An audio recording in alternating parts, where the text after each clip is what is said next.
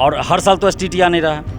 और CTET साल में 2 बार आता है के लिए कि अगर कोई एडमिशन ले लिया है बीएड में तो उसको आप पात्रता परीक्षा देने दीजिए, उससे वंचित नहीं कर सकते हैं। जबकि CTET साल में 2 बार होता है, उसमें जो एडमिशन ले लिया है बीएड में वो सभी लोग फॉर्म भर सकते हैं। और STT बताइए 11-12 साल के बाद आया, कुछ सब्जेक्ट के लिए 4 साल के बाद आया, उसमें अपीयरिंग में मौका नहीं दिया जाए। जैसे जो भी कोर्स होता है बीएड या जो भी कोर्स हो रहा है, अगर समय से नहीं हो रहा है, इसमें विद्यार्थी का क्या भूमिका है? इसमें तो कोई भूमिका है नहीं। विद्यार्थी थोड़े रिजल्ट पब्लिश करा लेगा। अगर यही बीएड का देख रहे हैं आप, तो फाइनल ईयर का एग्ज़ाम हो चुका है, ठीक है। अब किसी कॉलेज का रिजल्ट घोषित हो गया, सेम सेशन में किसी का कॉलेज का रिजल्ट घोषित नहीं हुआ है, तो इसमें बच्चे क्या करें? एक ही सेशन के बच्चे कुछ फॉर्म भर पाएंगे, कुछ नहीं भर पाएंगे। इसलिए हम चाहते हैं कि रेस्टेट का या तो डेट पोस्टपोन किया जाए या फिर बढ़ाया जाए, या फिर अपीयरिंग वाले को अलाउ किया जाए, ताकि स्टेट का फॉर्म हम लोग भी भर सकें। आ चुका है किसी का नहीं। अब बताइए, एक साथ हम लोग बीएड किए, एक साथ सब परीक्षा पास हुए हैं, और हम लोग का क्या दोष है कि हम लोग बाहर हो रहे हैं। बगल का यूनिवर्सिटी पता 20 रुपये लेकर, लेकिन फॉर्म भर रहा है। हम लोग Magadh university, Pataliputra university form भी नहीं भर पा रहा है। सरकार दूसरी तरफ कहती है कि योग्य अभ्यर्थी नहीं मिल रहे हैं तो बाहर को मौका दे रहे हैं। अभी STT 2023 निकाले तो बिहार के अभ्यर्थियों को मौका ही नहीं मिल रहा है, क्योंकि यहाँ सेशन लेट चल रहा है। जो रिजल्ट जून 2022 में आना चाहिए वो अभी तक नहीं आया। तो इसमें स्टूडेंट्स का क्या गलती है? क्या बिहार के स्टूडेंट्स का ये अपराध है, ये गुनाह है कि वो बिहार में पैदा हुए, बिहार की यूनिवर्सिटी में एडमिशन ले लिए? तो इस सरकार को देखना चाहिए ना कि आपके यूनिवर्सिटी का सेशन लेट है, आपके अधिकारी की, आपके कर्मचारी की गलती, आपके विभाग की गलती की सजा अभ्यर्थी क्यों भुगते? हम लोग सचिवालय में दिन भर है, 10 बजे से लेकर, एक तो वहाँ मिलने का टाइम है कि 10 बजे से आप किसी से मिल नहीं सकते हैं किसी भी विषय पर। 3 बजे के बाद जाके आप वहाँ मिलिएगा। तो हम लोग 3 बजे के बाद गए मिलने, अपना लेटर लेके। वहाँ इतना ऑफिसर गिरी है, इतना कि स्टूडेंट का तो बात ही नहीं सुनता है। कभी नीचे फ्लोर पर जाए, कभी ऊपर फ्लोर पर जाए, कभी वो सर नहीं है, कभी वो सर नहीं है। हम लोग प्रत्येक सर के पास चल गए, लेकिन मेरा अभी तो कोई लेटर तक नहीं रिसीव किए हैं। सपोर्ट एक हम लोग के पीछे है नेता के रूप में, एक संदीप सौरभ, उनके पास रात में भी 11 बजे भी जाते हैं तो वो भी अपना एक लेटर देते हैं, लेकिन उसके अलावा कोई नहीं है। शिक्षक भर्ती को लेकर के लगातार विवाद हो रहा है। आज फिर जो है STET के जो अपीयरिंग जो छात्र हैं CTET को, वो जो है यहाँ पर जुटे हुए हैं, और इनकी जो मांगे हैं वो कौन कौन सी मांगे हैं, हम इन्हीं से जानने का प्रयास करेंगे। आप लोग जो आज मांग लेकर के जो सरकार के सामने हैं और सरकार से गुहार लगा रहे हैं कि STET जो अपीयरिंग है उसको मौका मिला जाए, ये किस तरह का मांग है? देखिए, STET आर्ट्स विषय के लिए 11-12 के लिए 2011 के बाद आया है, और इसके बाद साइंस के लिए 2019 के बाद, और हर साल तो STT आ नहीं रहा है। और CTET साल में 2 बार आता है, उसमें NCT का गाइडलाइन है, सिर्फ CTET के लिए नहीं, सभी पात्रता परीक्षा के लिए है कि अगर कोई एडमिशन ले लिया है बीएड में तो उसको आप पात्रता परीक्षा देने दीजिए, उससे वंचित नहीं कर सकते हैं। जबकि CTET साल में 2 बार होता है, उसमें जो एडमिशन ले लिया है बीएड में वो सभी लोग फॉर्म भर सकते हैं। और STT बताइए 11-12 साल के बाद आया, कुछ सब्जेक्ट के लिए 4 साल के बाद आया, उसमें अपीयरिंग में मौका नहीं दिया जा रहा है। जबकि बिहार की यूनिवर्सिटी का सेशन लेट चलता है, सभी को पता है, चाहे वो बीएड हो, PG हो, सबका लेट चलता है सेशन। तो इसलिए हम लोग मांग कर, लाखों स्टूडेंट्स हैं जो इससे वंचित रह जाएंगे।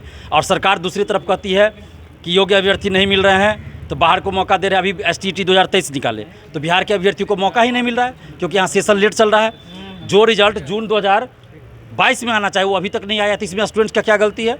क्या बिहार के स्टूडेंट्स का ये अपराध है, ये गुनाह है कि वो बिहार में पैदा हुए, बिहार की यूनिवर्सिटी में एडमिशन ले लिए? तो इस सरकार को देखना चाहिए ना कि आपके यूनिवर्सिटी का सेशन लेट है, आपके अधिकारी की, आपके कर्मचारी की गलती, आपके विभाग की गलती की सजा अभ्यर्थी क्यों भुगते? तो STT में अपीयरिंग में मौका मिले। 2023 जो STT निकला है, और इसमें देखिए 15 दिन का ही मौका क्यों दिया गया? 24, 25, 26 को बिहार में शिक्षक बहाली का एग्ज़ाम होना है, और अब 23 तारीख को लास्ट डेट दिए हैं कि लास्ट डेट उस दिन फॉर्म भरने का। ये क्या मतलब हुआ? मतलब अभ्यर्थियों को जानबूझकर आप परेशान करना चाहते हैं, मानसिक रूप से, शारीरिक रूप से, आर्थिक रूप से। तो इसलिए मौका मिलना चाहिए, STT 2023 में अपीयरिंग में मौका मिलना चाहिए। क्या लगता है कि अगर मौका मिलेगा तो जो छात्र हैं बिहार के, वो इस परीक्षा में शामिल हो पाएंगे? जी ज़रूर शामिल हो पाएंगे, इन्हें मौका मिलेगा दोबारा तो।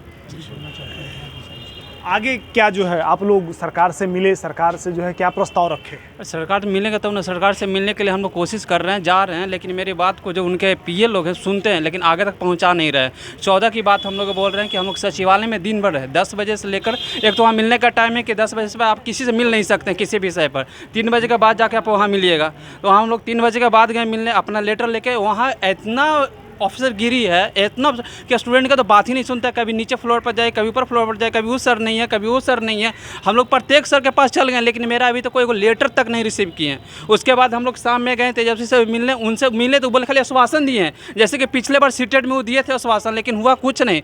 फिर उस तरह जिस तरह से दिलीप भैया के हम लोग नेतृत्व में सीटेट की तरफ प्रेस कॉन्फ्रेंस करवाए थे, तब फिर 2 दिन के बाद हम लोग को ये न्यूज आया कि आप लोग अपेयरिंग वाला ही सारे लोग भर सकते। तो अभी तक हम लोग का जो कहीं से भी एक अफसर गिरी हो, चाहे राजनीतिक हो, किसी के पास जाते हैं तो कोई भी सपोर्ट किसी तरह का नहीं मिलता। लेकिन सपोर्ट एक हम लोग के पीछे है नेता के रूप में, एक संदीप सौरभ, उनके पास रात में भी 11 बजे भी जाते हैं तो वो भी अपना एक लेटर देते हैं, लेकिन उसके अलावा कोई नहीं है। क्या लगता है कि जो आप लोगों का जो शिक्षा व्यवस्था में जो आए हैं, आप लोग जो मांग कर रहे हैं कि सीटेट की तरह जो है अपेयरिंग में लाया जाए, तो एक तो आप लोग बोले कि सरकार के पास जाते हैं सुनती नहीं, विभाग जाते हैं सुनती नहीं, तो आगे आप लोगों का क्या? हमारा कहना ये है सर कि बिहार में जो भी कोर्स होता है, बीएड या जो भी कोर्स हो रहा है, अगर समय से नहीं हो रहा है, इसमें विद्यार्थी का क्या भूमिका है? इसमें तो कोई भूमिका है नहीं। विद्यार्थी थोड़े रिजल्ट पब्लिश करा लेगा। अगर यही बीएड का देख रहे हैं आप, तो फाइनल ईयर का एग्ज़ाम हो चुका है, ठीक है। अब किसी कॉलेज का रिजल्ट घोषित हो गया,